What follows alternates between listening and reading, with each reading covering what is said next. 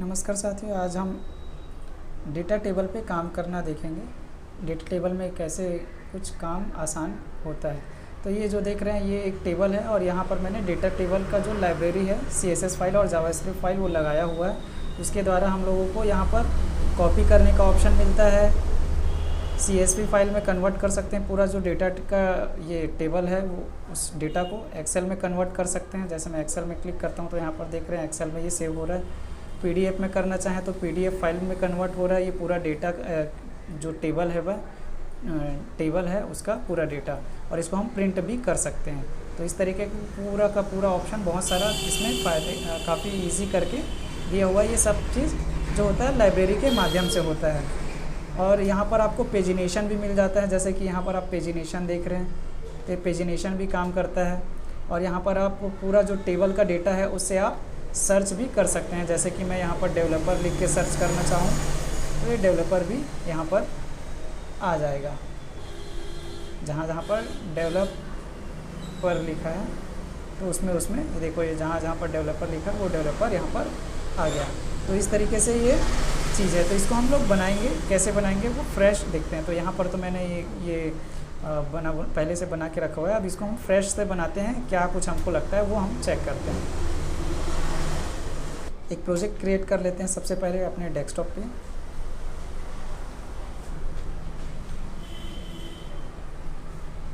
ये data table के नाम से मैंने एक प्रोजेक्ट बनाया है, फोल्डर है।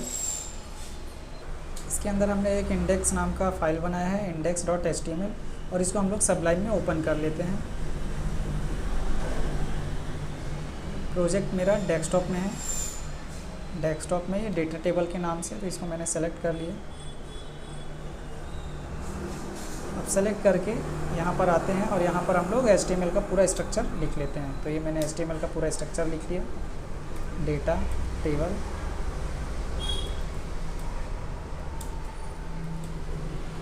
यहाँ पर हमको क्या करना है, एक टेबल बनाना है। तो टेबल बनाने के लिए क्या करते हैं, यहाँ पर डेटा टेबल की लाइब्रेरी यूज़ करनी है। तो डेटा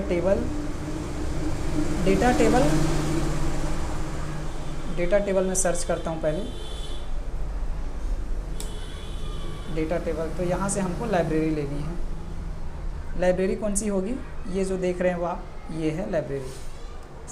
तो इस तरीके का आप ये जो फंक्शनलिटी देख रहे हैं, बहुत सारी फंक्शनलिटी आपको दी हुई है। मैं उसमें से बहुत सारी में से एक फंक्शनलिटी यहाँ पर करके दिखा रहा हूँ। तो यहाँ पर एग्जांपल में जाते हैं और ये जीरो कॉन्फ़िगरेशन जो लिखा हुआ है उसको क्लिक कर लेते हैं। तो यहाँ पर ये जो नॉर्मल सा है, पहले तो ये हम ला लेते हैं, उसके बाद हम ये प्रिंट वाला जो ऑप्शन रहेगा, प्रिंट PDF, वो ऑप्शन हम बाद में लगाएंगे।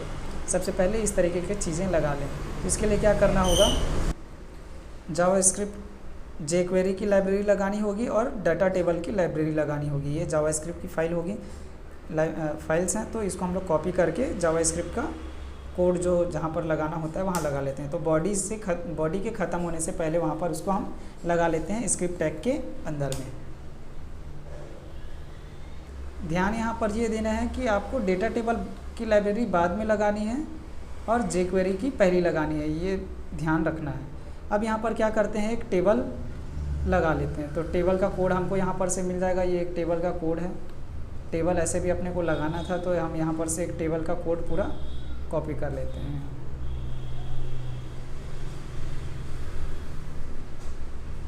ये मैंने टेबल का एक कोड पूरा कॉपी कर लिया और अपने कोड में जाके लगा देता हूँ।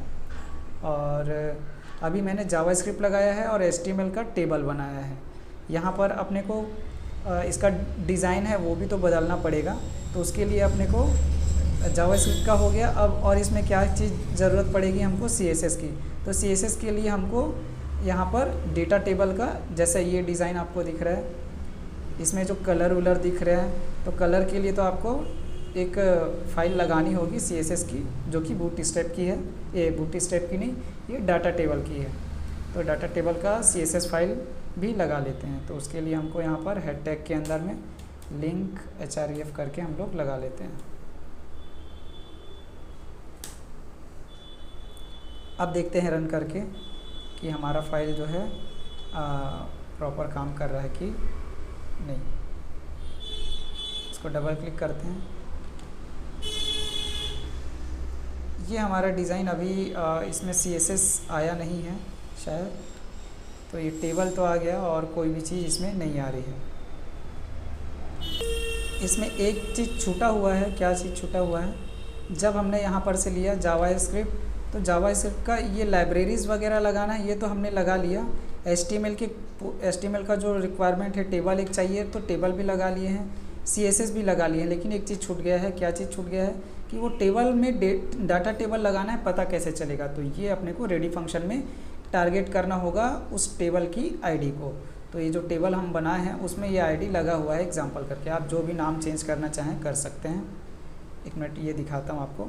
ये देखो, ये टेबल का जैसे ये मैं लिख लेता हूँ माई टेबल लिख लिया मैंने। अब यही ID मेरे को नीचे में भी देना होगा।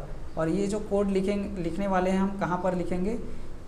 jQuery का जो लाइब्रेरी है उसके बाद ही लिखेंगे ये लाइन, उससे पहले लिखेंगे तो ये काम नहीं करेगा। ऐसे खुले में नहीं लिखना है, इसको स्क्रिप्ट टैग के अंदर लिखना है। आप jQuery के पहले लिख देंगे ये कोड को तो ये काम नहीं करेगा।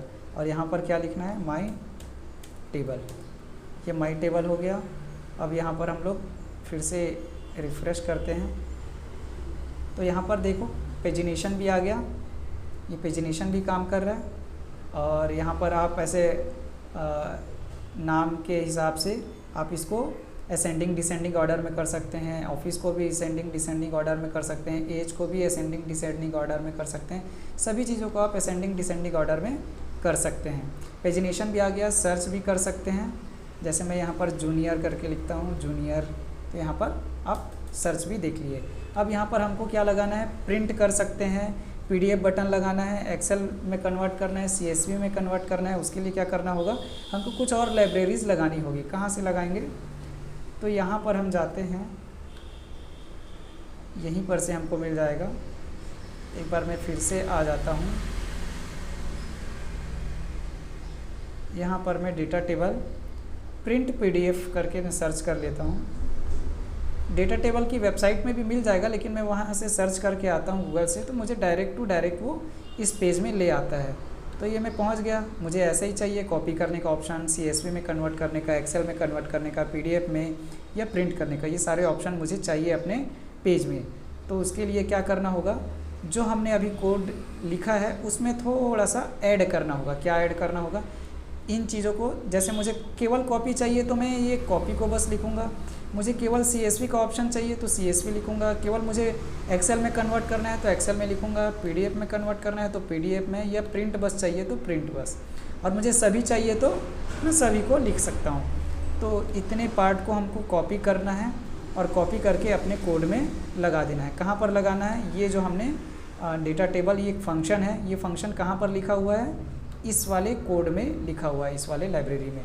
तो यहाँ पर जाना है, एंटर मार के आपको फ्लावर ब्रैकेट लगाना है और इसके अंदर में आपको ये चीज़ें लिखनी है। इसको हम लोग यहाँ पर ला लेते हैं। एक प्रकार से ये क्या है? की वैल्यू का पेयर है तो ये जेसन डेटा है ये, ठीक है। की वैल्यू का पेयर है तो ये जेसन डेटा है। यहाँ तक का काम ख़त्म है। अब इसको लगाने से अभी इतना कुछ फ़ायदा नहीं होगा। क्यों फ़ायदा नहीं होगा? जैसा अभी हमको बटन के लिए तो कुछ चाहिए ना। देखो हमारा जो यहाँ पर पेजिनेशन था वो हट गया। यहाँ पेजिनेशन तो है, यहाँ पर जो ड्रॉप डाउन था कि एक पेज में कितने डेटा रहेंगे वो चीज़ें हट गई, क्योंकि वहाँ पर वो प्रिंट वाली जो डेटा है वो आ गई है। यहाँ पर हमने लगाया है, यहाँ पर प्रिंट का, PDF का, ये वहाँ पर आ चुका है, लेकिन वो दिख नहीं रहा है। क्यों नहीं दिख रहा है?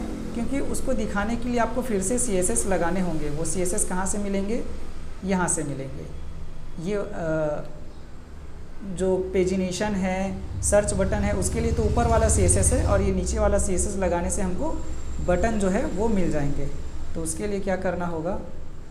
यहाँ पर ऊपर में जाते हैं और यहाँ पर हम लोग लिंक एंटर करके यहाँ पर ये लगा दिए, तो ये हमको बटन का जो कोड होगा वो यहाँ पर से मिल जाता है। ये आया नहीं है अभी। क्यों नहीं आया है अभी? ये तो हमने CSS के लिए लगाया है, हमको जावास्क्रिप्ट के लिए भी लगाना होगा। तो जावास्क्रिप्ट के लिए ये जो सारे बटन हैं, ये जो सारे बटन हैं, इसके लिए हमको लगाने हैं। तो उसके लिए कोड लगाना होगा।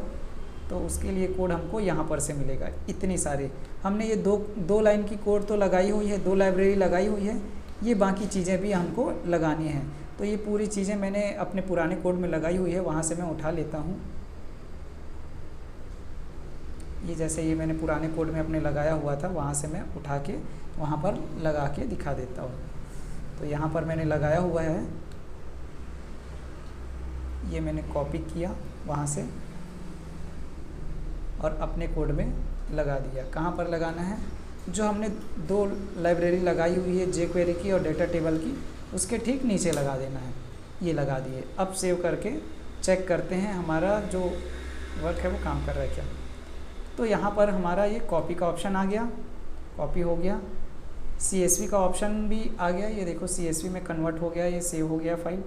एक्सेल में भी डाटा बन जा रहा है और PDF में भी डाटा बन जा रहा है और प्रिंट का भी ऑप्शन आ रहा है।